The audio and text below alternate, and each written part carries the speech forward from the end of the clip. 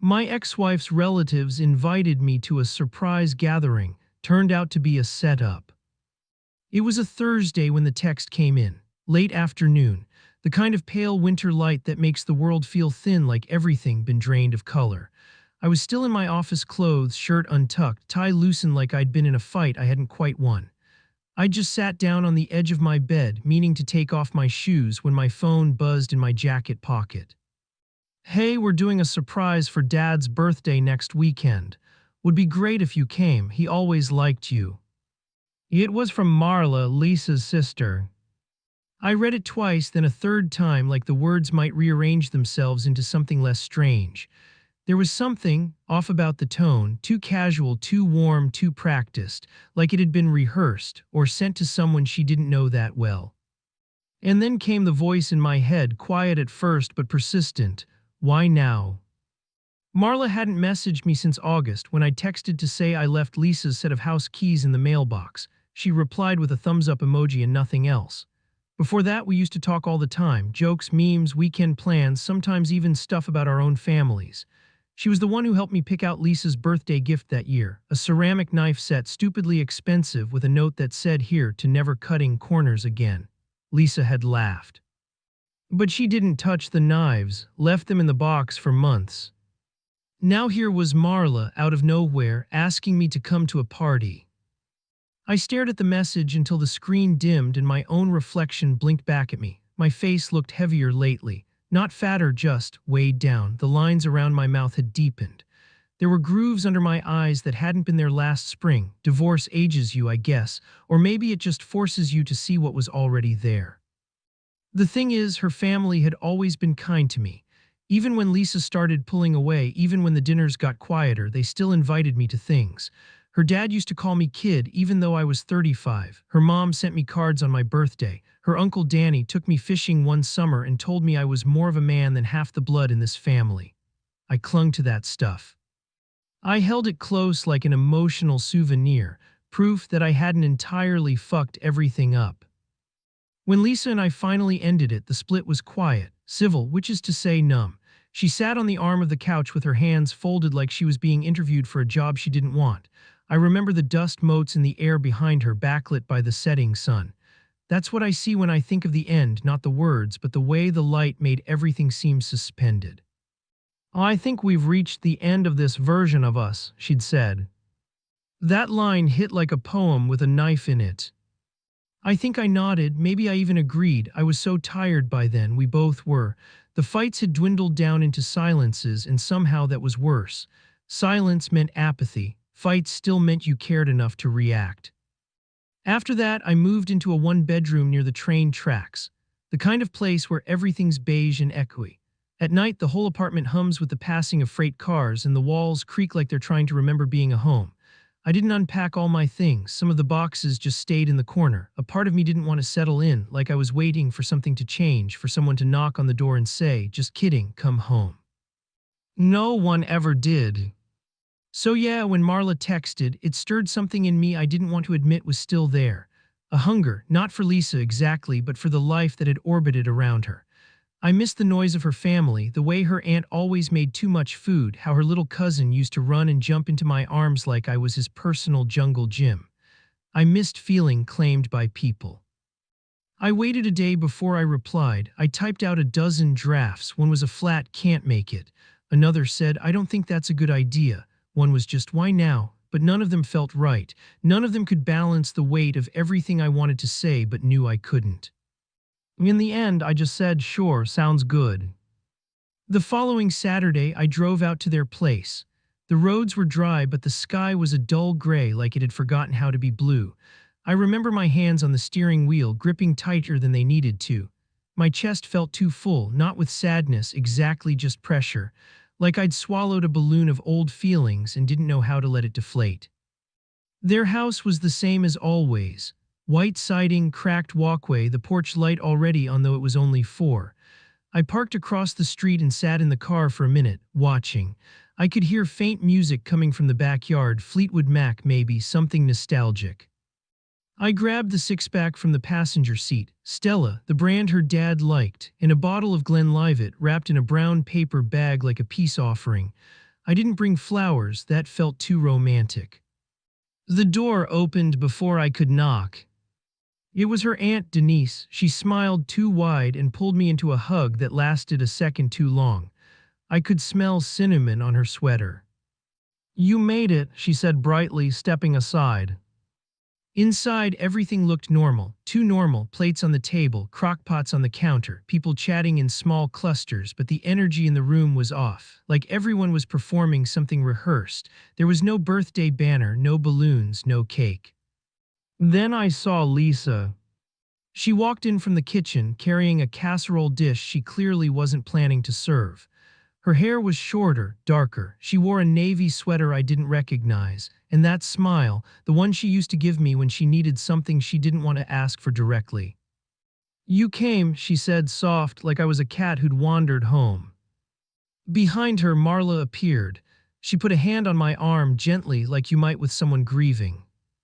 "We just thought it was time," she murmured, "time to talk."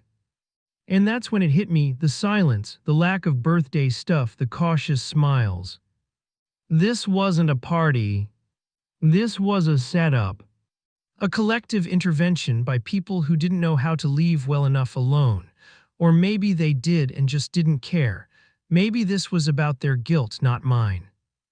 Something in my chest folded in on itself, quietly, like a paper crane crushed in a closed fist. I didn't say anything, just looked around the room one more time at the people who once felt like family, and then I turned around and left. I left the beer on the counter, the scotch too. Didn't say a word. Didn't even close the door softly. The cold slapped me in the face as I stepped outside. It was almost a relief, real physical sensation cutting through the numbness. I got in my car and drove, not home, just away, nowhere in particular, just away from the place where I'd realized fully and finally that I didn't belong anymore. I parked in a strip mall lot 20 miles out, the kind of place with a shuttered laundromat and a neon tax prep sign flickering in the dark. I just sat there. Hands trembling, breath shallow, trying to understand why this broke me more than the actual divorce. And realizing it was because they had pretended to miss me. And for one stupid second, I had believed them. I stayed in that parking lot until close to midnight, engine off, heater on. The windshield fogged up in patches, ghostly fingerprints along the inside glass where I kept wiping the condensation away just to see the glow of the streetlights. I didn't cry, I didn't scream. That would have been a release, and I wasn't ready for that yet. It was this thick, slow ache that sat heavy in my chest, not sharp, not dramatic, just there, like a sandbag pressing down on my ribs. Every few minutes, I'd think about turning the key and going home, but the thought of walking into that echo chamber of an apartment made me physically sick. The motel I found was about 10 minutes up the road, vacancy sign buzzing like it was trying to give someone a seizure. The woman at the front desk barely looked up when I checked in. Room 203. The hallway smelled like cigarettes and pine-scented floor cleaner. Inside, the air was stale and too warm, like the heater had been on all day for no one. The bedspread was that scratchy kind with a floral pattern printed to conceal stains. I didn't even take off my shoes. Just laid down, arms folded over my chest like a corpse in a casket, and stared at the popcorn ceiling. That night I dreamed Lisa was calling me, not talking, just calling over and over, her name lighting up my screen then disappearing, over and over again. When I finally answered in the dream, all I heard was static. And then her voice, faint and tired, "You still think you're the one who got left." I woke up with my jaw clenched so tight it ached. I went home the next morning and avoided my own reflection for hours. I cleaned the kitchen even though it wasn't dirty, rearranged books I hadn't touched in months. I think I just needed to move things around, to change the shape of my environment because I couldn't change anything else. The silence in my apartment had grown teeth.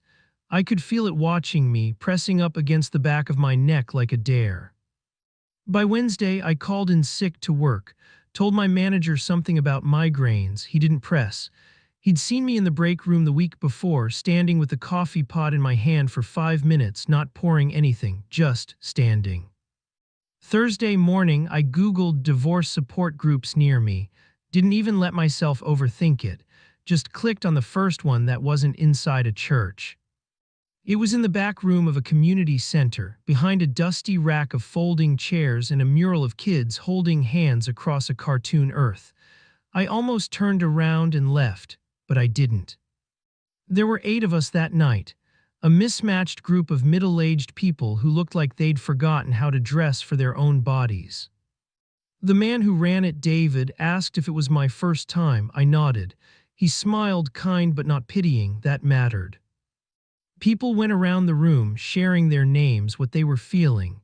Jamal talked about how he couldn't stop driving past his ex-wife's house. Carla said she'd been watching cooking shows even though she doesn't cook, just because they calmed her down. When it was my turn, I said, "My name's Nate. My ex-wife's family invited me to a surprise party. That turned out to be a setup to get us to talk." I laughed after I said it, not because it was funny, because it sounded so ridiculous, like something out of a badly written sitcom. Everyone in the circle kind of winced in unison. One guy muttered, "Shit, man." I nodded. Yeah, it was brutal. I didn't even know how much I needed them until I realized they'd let me go too. Carla leaned forward. Sometimes the betrayal isn't about the act, it's about the realization that someone else decided the narrative without you. I just looked at her and nodded, throat thick. That night I went home and slept without dreaming. The next day I bought a new notebook, nothing fancy, just a lined journal with a cheap faux leather cover. I started writing again, not stories, not anything polished, just thoughts, memories, questions I didn't have answers to. One entry just said, "What was I to them really? A +1 or a placeholder?" Another one said, "Is it worse that she didn't warn me, or that no one else did?" I started to carry the notebook everywhere, scribbling during lunch breaks, in the car, at night when the apartment creaked and I couldn't sit with the silence anymore. I kept going back to the group, not because I thought it would fix me, but because it was one place where I didn't have to pretend. I could say things out loud that had only existed in the lonely corners of my mind. Like how I still checked Lisa's Instagram even though it made my stomach turn, or how sometimes I'd open the favorites tab in my photos just to see our old life curated like a museum of things I'd lost. There was comfort in being seen, even by strangers, maybe especially by strangers. One evening after group, Jamal said, "You know what your problem is, Nate?" I raised an eyebrow. "You only get to say that if it's followed by a drink." He laughed. "You still think this is about them?" That sat with me all the way home. Because he was right. I hadn't let go, not of Lisa, not of the version of me who lived in those holiday photos with her family, not of the illusion that I had left anything behind willingly. It wasn't the end of a marriage that gutted me. It was realizing how many people had quietly stepped away from me without saying goodbye. Like I'd become an empty chair at a table that kept getting smaller. But something was shifting now. Tiny, quiet, but real. I didn't feel strong, I didn't feel healed. But I felt awake. And that was new. It happened on a Thursday, again. I don't know what it is about Thursdays, but it's always the day something snaps, shifts, or shows up uninvited. I'd just come back from work later than usual. The office was quiet now, downsized. I was one of the ones left behind, which isn't always the blessing people assume. Staying feels a lot like surviving a fire only to find yourself sifting through ashes no one wants to clean. I walked home because I needed the air, the motion, my thoughts rattling against my skull like loose change. It was starting to rain, that fine misty kind that coats everything without really falling. I didn't see her car. If I had, maybe I'd have stayed outside, walked past the door like a stranger who no longer lived here. But when I turned the corner, Lisa was just there, sitting on the floor outside my apartment. Hood up, legs pulled to her chest, as if making herself small might soften what she came to do. I froze. She looked up like she'd been expecting me all along.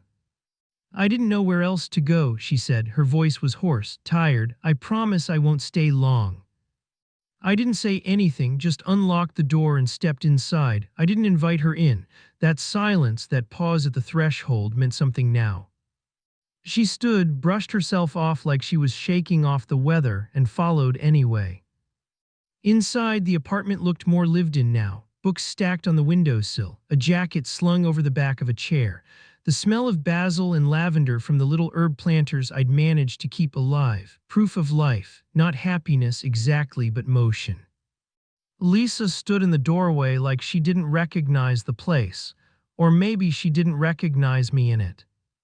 "You cut your hair," I said, more out of reflex than curiosity. She touched the back of her neck. It felt heavy. I wanted less of me to carry. That hit harder than I wanted it to. I walked into the kitchen and poured water into a glass, not offering her one. I couldn't fall into the rhythm of us again, not even in small ways. "I didn't know about the party," she said, standing in the same spot.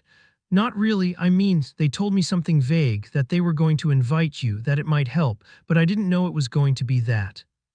I turned, leaned against the counter, "But you showed up." She nodded slowly. "Yeah, I did." There was a long silence, not hostile, just the kind that grows when two people realize they've forgotten the shared language they once used to survive each other. "I guess I hoped you'd come and we could talk," she said, "without it being planned, without it being weird."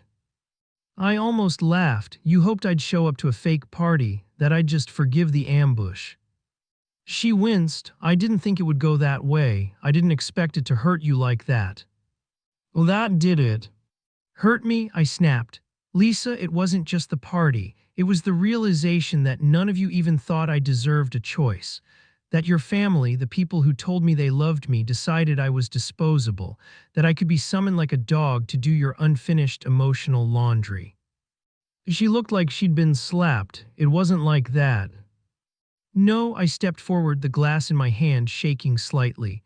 "Then why did no one reach out after? Not even a message, not even a sorry that was weird. Just silence, like I'd imagined the whole thing."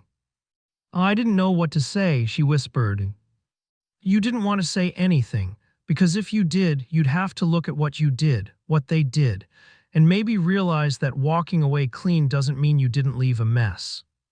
Her eyes brimmed but didn't spill.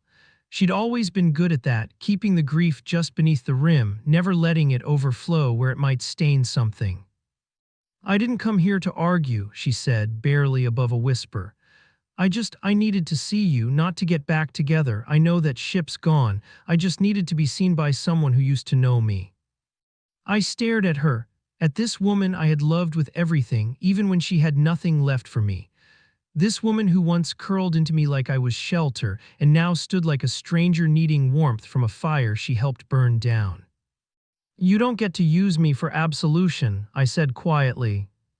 She blinked, like the words hit some part of her she wasn't ready to name. "You ended it, you chose the silence. You don't get to come here and ask to feel better without cleaning any of the wreckage."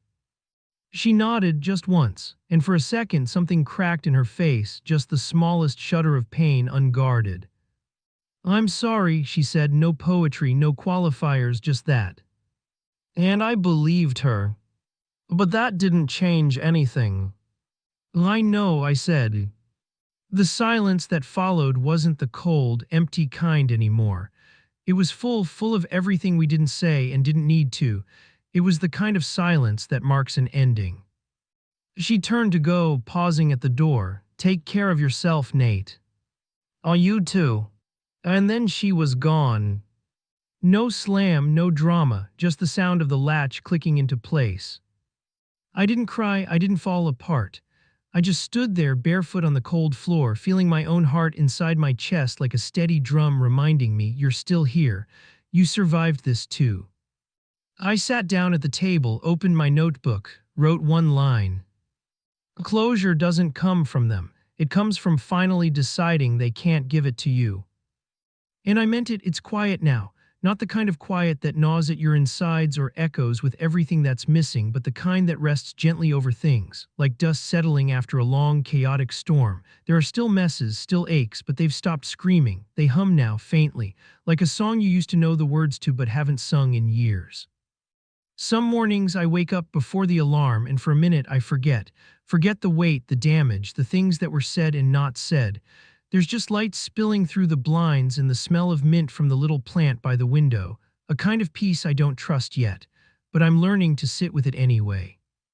I rearranged the apartment last week, moved the couch to face the window, took down the photos that used to live in that cheap black frame by the door, the one with the wedding picture that I forgot was still there until I caught my own eyes in it one night and felt like I was being watched by a ghost. Replaced it with a postcard I found in a thrift store, a lighthouse crooked and a little water damaged. Someone had written, "Thinking of you, it's not the same without your laugh," on the back. No address, no name. Just that, I like it better. It feels like someone reaching out through time, saying it's okay to miss and move on at the same time. I still go to the support group, though not every week. The need is different now. It's not a life raft anymore, it's more like a place where I can remind myself of where I've been. Jamal started bringing his dog, a sleepy old retriever named Dutch. Carla got back in touch with her sister. They had coffee. She said it was awkward but healing. Like scar tissue stretching, she told me, grinning. We laughed harder than we had in months. I write most nights. Sometimes it's just one sentence, sometimes pages. I don't care if it's good, I just want it to be true. There's something sacred about putting a memory down exactly as it was, no smoothing the edges, no making it palatable. Just the raw, unsanitized version. The truth of what it felt like to be me in that moment, in that pain. I wrote a piece about the setup, about showing up to a house full of people who once called me family and realizing none of them had stayed in the fire with me. I didn't name names, didn't paint myself a victim, just told the story, let it breathe. I read it aloud in group. No one said anything for a minute afterward. Then Carla reached over and squeezed my hand. No comment, just that. It meant more than applause ever could. Lisa hasn't reached out again, and I haven't checked to see if she's still watching my stories or if she's moved on, if she's married, or if she cut her hair again. I don't need to know anymore. That part of my life has been archived, not erased. Like an old journal you don't open but don't throw away either. You let it exist. You let it be what it was. You stop needing to rewrite the ending. Sometimes I think about the versions of myself that lived inside that marriage. The one who made brunch every Sunday, the one who sat in the driveway for hours because he didn't want to go inside, the one who once looked at Lisa and thought, this is forever. I grieve them in small ways, but I don't wish them back. They did what they had to. They got me here. Here where my apartment smells like lemon and sage, where I sleep with the window cracked just enough to hear the wind even when it rains, where the ache has been replaced by a softness, a slowness, a life. I walk more now, no destination, just movement. I watch the way trees lean into the wind instead of bracing against it. I think about that a lot, how much of my life was spent resisting, holding tight to things that wanted to leave, making a cage out of love. Now I let things come and go, even the sadness, even the hope. I don't know what's next, and for the first time in a long time, that doesn't terrify me. There's something tender about building a life that no one else curated for you, one drawer at a time, one plant, one conversation, one breath. You stop waiting for someone to return and say you mattered. You start saying it to yourself. Well, I mattered. I still do. And that's enough.